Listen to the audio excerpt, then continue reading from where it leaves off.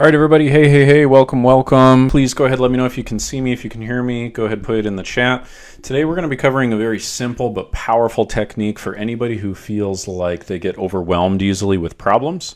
They have a lot of anxiety around problem solving, and things that shouldn't feel like they are really complicated or challenging or difficult in daily life do feel challenging and difficult. So if you can see me, if you can hear me, go ahead, put yes in the comments if you don't mind. And then also, if there is a challenge that you're having in your life, like something that feels overwhelming or problematic, go ahead and let me know. Because if you tell me what the actual problem is that you're dealing with inside of the comments, then I can actually probably help you to a greater degree.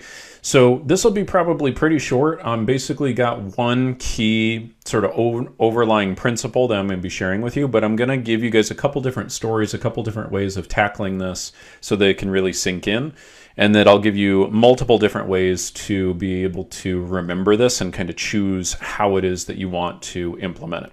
So what I'm going to actually do is I'm going to start with a little exercise, and I want you guys to just indulge me if you don't mind. Go ahead and do this exercise with me, and I promise you that there will be a payoff. Okay, and here's what I want you to do. Unless you're driving, don't do this. You'll do it later. Okay, but if you're not driving, just go ahead and do this real quick. Okay, so here's what I want you to do. I want you to take your hands, take both your hands out in front of you. Just kind of rub your hands together like this, just nice and gently for a second.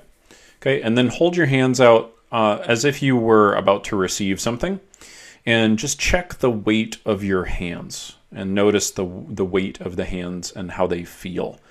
Okay, and chances are they probably feel about the same weight. Okay, now what I want you to do is I want you to take your dominant hand, and I want you to look in your dominant hand, and I want you to imagine now that you are holding an apple in your dominant hand. Okay, and as you imagine you're holding that apple, I want you to see the color. Let's make it a red apple, and make it a big, juicy, heavy apple. Okay, and you're holding in your hand, and you can feel the texture of the skin of the apple. And I want you to kind of think about how the apple smells. And then what I want you to do, this will sound silly, but inside of your mind, I just want you to say the word apple 3 times. Go ahead and do that real quick. Apple, apple, apple. And keep looking at your dominant hand and imagine and feel that apple right there in your hand. Okay? Now, go ahead and put both of your hands out in front of you and check the weight of both of your hands and see if there's a difference now, if it feels different than a second ago. Does it feel different now? Okay, I've done this many times. For probably at least 2/3 of you, you'll notice a slight weight difference. You'll notice that whichever hand you imagine the apple is in feels heavier. Okay, now what I want you to do is, this will sound a little silly, but just go ahead and do it, okay? I want you to kind of brush your hands together like you were cleaning off dust on your hands. Just go ahead and do that. And then I want you to say disintegrate. Disintegrate. Okay, now go ahead and check your hands one more time and notice the weight of your hands. Okay, now what you'll probably notice is that, they feel back to normal. They feel similar again. Okay, now isn't that a little weird? It's a little strange, right? Now, not everybody would have gotten the same result, but about 2/3 of you would have noticed that. Okay, now here's what's really interesting. The apple doesn't exist, but the apple, as you were imagining it, and you created a scent and a sound and you imagined maybe even biting into it perhaps. As you imagined it very vividly, what you ended up creating was what we call a thought construct. A thought construct. Now, a thought construct is a thing in its own sort of right? There's lots of different thought constructs. It could be a memory. It could be something you're imagining. Like, for example, those of you who are dealing with anxiety, you create thought constructs all the time. So you might, for example, be ready to go drive your car, go out on a date, and what you do is you imagine the date going really badly and you spilling soup on your dress and embarrassing yourself. Spilling soup on your dress and embarrassing yourself, that is now a thought construct. And in a way, every thought construct that you create has a weight to it. Does this make sense to you? It's something that you are basically like creating into existence in its own sort of way. At a minimum, it sort of exists in your mind. Okay, now the other cool thing about this, cool and scary, depending on how you use this, is a thought construct very often becomes reality. So for example, there's a lot of things in your life, like look around the room that you're in, for example, look at your physical possessions, and look at the things that you own. Like I'm looking at, for example, this television I have right here. And this television I have, I remember there was a time it didn't exist in actuality. I didn't have it mounted on this wall. There was a time where I thought about it and I imagined it, and I thought how cool it would be to kick my brother's ass in Fortnite on this cool new TV in my office. And so then it was a thought construct. It existed in my mind before it existed in reality. And so then I went to the store and I bought the TV, and boom, now the actual TV is right there.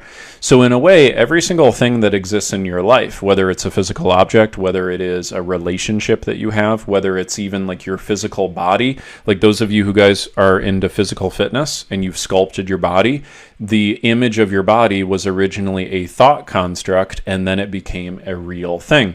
I'll tell you another example. You guys do this every single day whenever you're choosing what you want for dinner, because you create a thought construct in your head of like that ribeye steak or that fettuccine alfredo, and you taste it in your mind before you taste it in actuality, and then you go, hey, let's go get that meal, for example. Okay, so the thought constructs you are creating in your brain matter a lot.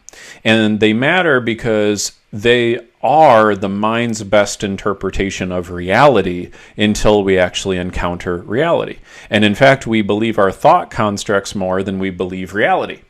So if I keep imagining over and over again that next time I go on a date, I'm going to spill soup on my dress, and I imagine that over and over and over again, that becomes a very, very powerful thought construct. It then becomes like a belief, basically. It becomes something I feel totally certain exists, even though it literally has been manufactured by my brain. It doesn't exist in reality, but it might as well exist in reality. It's like when you dream, right? You guys know what it feels like when you fall asleep, you dream, and you get lost in those dreams, and those dreams, like the most bizarre, amazing, fantastical, weird things are happening in those dreams, but they feel totally real while they're happening, don't they? All a dream is just a series of intricate, detailed thought constructs. It's just you imagining things. But while you're dreaming, you believe it's the real deal because you don't have the competition of your actual life stimuli, right, competing with it. So your thought constructs matter a lot, guys. That's the thing I want to bring your awareness to, is you are constantly creating thought constructs, and you're either creating ones that serve you and that help you and empower you, or you're creating ones that disempower you and create anxiety and create problems. And so the biggest thought construct that we create that creates issues for us is the thought construct of problems. So the entire takeaway of today's session is what we call solution-based communication. And let me share with you the big mistakes that a lot of people do. What will happen a lot of times, like I offer these free coaching sessions for you guys, right? Every person in our community can take me up on the offer to have a totally free half-hour anxiety-reducing coaching session, right? Totally free, no strings attached, no obligation. And I do these all day, every day. And what I'll do very often is I'll ask people when I get on the phone with them, the very first thing I'll ask usually is, what is the solution that you're looking for today? And what they will do is they will start saying things like, well, you know, for 10 years I've been struggling with this, and for 3 years I've been dealing with this, and I've got panic attacks every day, and I've got this going on, and I've got this going on, and I've got this going on. And I'll say, yeah, but what is the solution you're looking for? And they'll say, well, you know, my spouse does this, and my job does this, and my boss does this, and I just really feel stressed out when I'm driving, and I kind of have health anxiety. And what they're not realizing is that they are telling me what their problem is, rather than them telling me what the solution is that they want. Do you see the difference between that? And I guarantee you, like, if you're watching this and if you've been in our community and if you've been dealing with anxiety, I would bet any amount of money. You tell me in the comments. Let me know if this is true or not. Which, by the way, oh, here they come. I can see the comments now. Okay, great. So if you've been dealing with anxiety, what I would guarantee is a probability is that your mind tends to fixate on problems far more than solutions. If you agree with that, go ahead and put yes in the comments if you don't mind. Does your mind tend to automatically focus on obstacles, issues, problems, why something won't work. Okay, things of that nature, as opposed to solutions, opportunities, advantages, things you can learn, how you can make things happen, right? Those are kind of like the two fundamental paths that we can train our brain to go down. It's sort of a fork in the road, if you will. And what most people don't realize they're doing with the language that they use and the way that they focus their brain is they're perpetually making themselves feel stuck because they're perpetually focused on the problem. And the thing that I want you to get is that 90% of the time, you can solve a problem simply by actually looking for the solution rather than looking for the problem. And I know that what I just said, I don't want you to misinterpret me, because what I just said may sound like old school, kind of like, stereotypical parental advice. Like, oh, well, look for the solution, don't look for the problem. But the thing is, sometimes these things are cliche because they've been said 10,000 times, and they've been said 10,000 times because there's like truth in them. You know what I mean? But it's not as easy as just, okay, well, let's just focus on the solutions. What you have to do is train your brain to focus on solutions. Do you get what I mean? Because the big problem a lot of people have is their mind naturally goes to problems. And when they go and talk to people in their life, they talk about their problems. They're not doing it purposefully. They're not doing it to be a negative Nancy. It seems like their mind is almost constantly pulling people away from that, right? And that's becoming a big problem for them. And so what they want to do is they need to not just be able to focus on a solution in that moment, but they need to actually train their brain to pull them down the pathway in the brain of looking for solutions continuously. That's where things become a lot easier. And I'm going to give you a couple tips on how to do that. Justin, I see your question in the comments.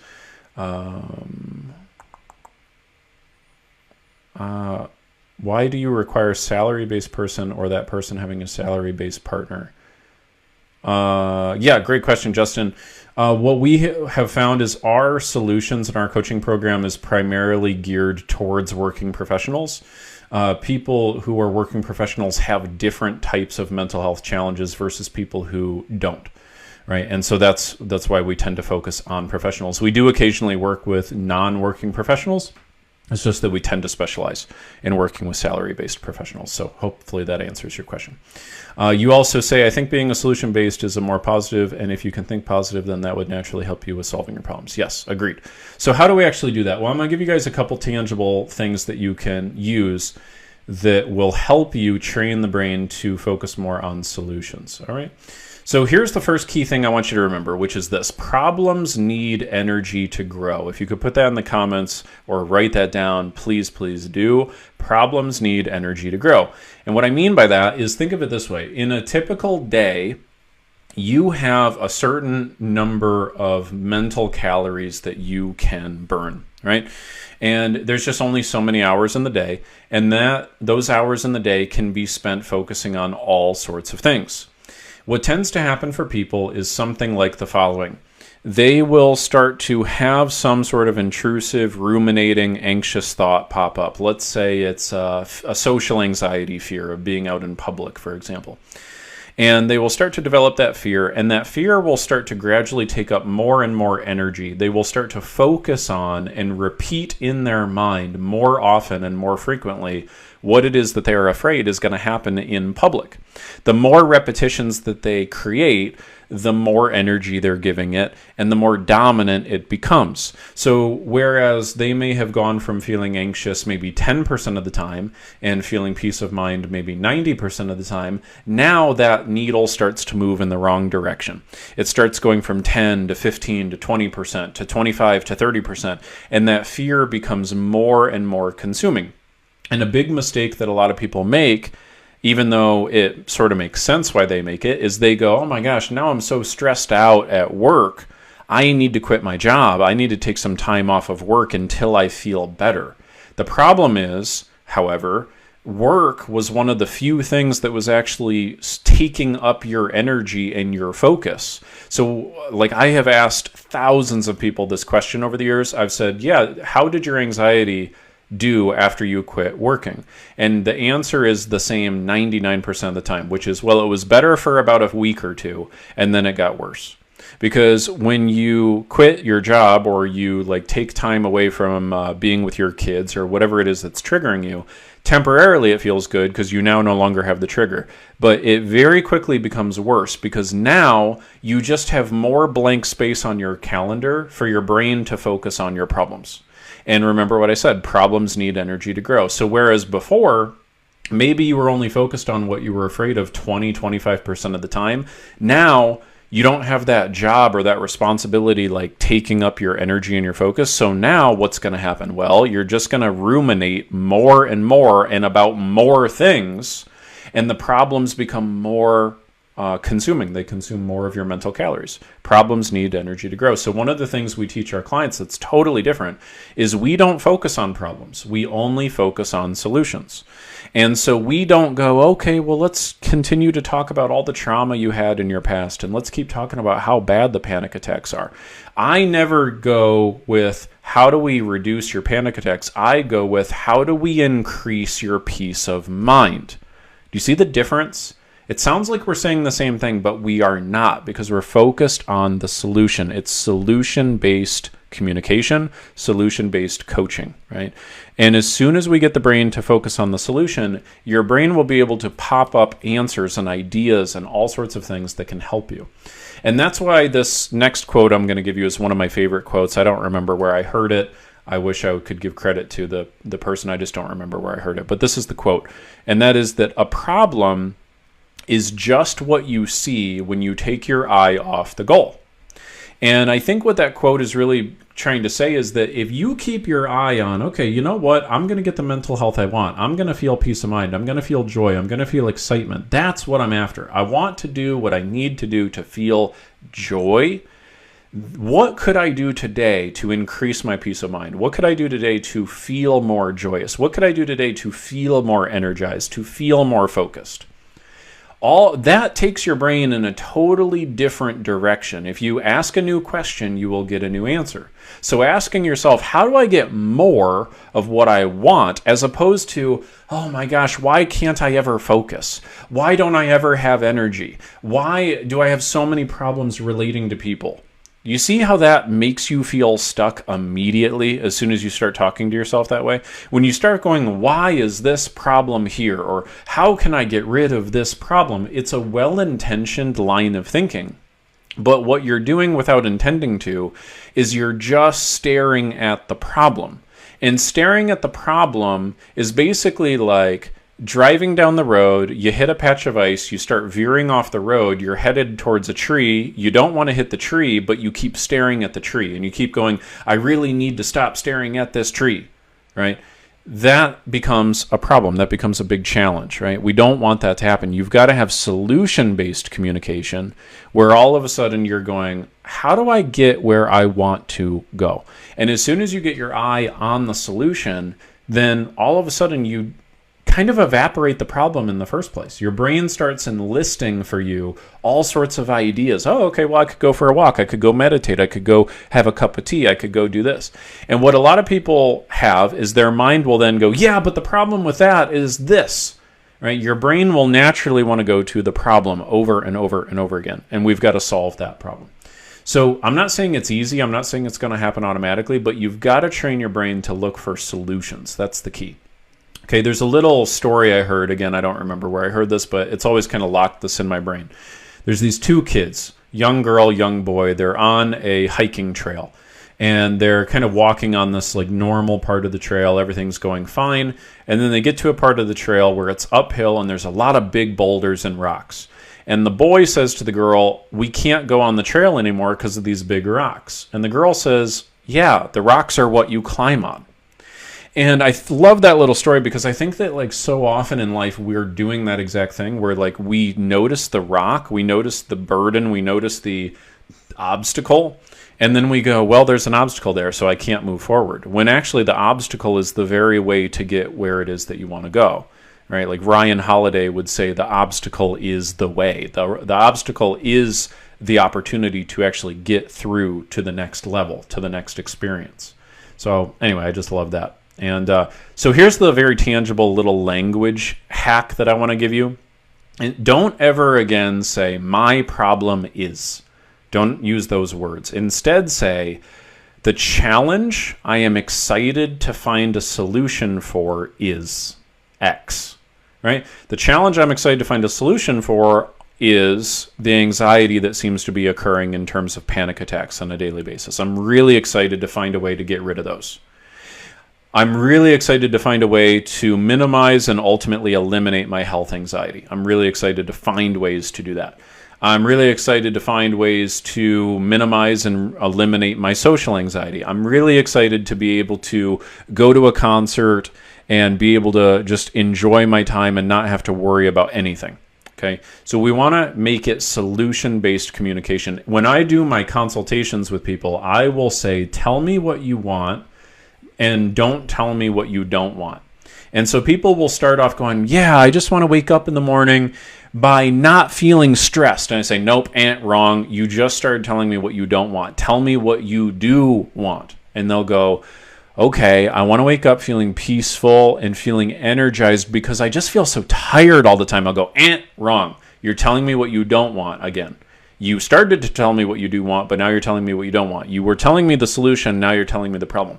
Tell me the solution. What do you want? And eventually they'll get it, and they'll start to resist that urge to go down the problem avenue, and they will actually learn to train the brain to go, okay, yeah, what do I want? How do I want my morning to go? How do I want to show up at work? How confident do I want to be during my meetings? How do I want my love life to go? What do I want to do on the weekends? All those sorts of things. That's kind of the direction that you got to get your brain going in. So you want to be asking yourself new questions that are solution-based. Get rid of the questions that are problem-based. And don't even use the word problem, like my problem is blah, blah, blah, blah, blah. Instead, what you want to say is the challenge I am excited to find a solution for is X. And that's solution-based communication. Solution-based communication is kind of a big overall umbrella, and those are a lot of individual specific examples. Okay, so hopefully this is helpful for you guys, and let me know if you have any questions whatsoever. Even if you're not on live, go ahead and type your questions in as well, because I'll be happy to respond to them in writing later on. And yeah, thanks guys for everything that you're doing, and I'll be excited to see you next week. Take care. Bye.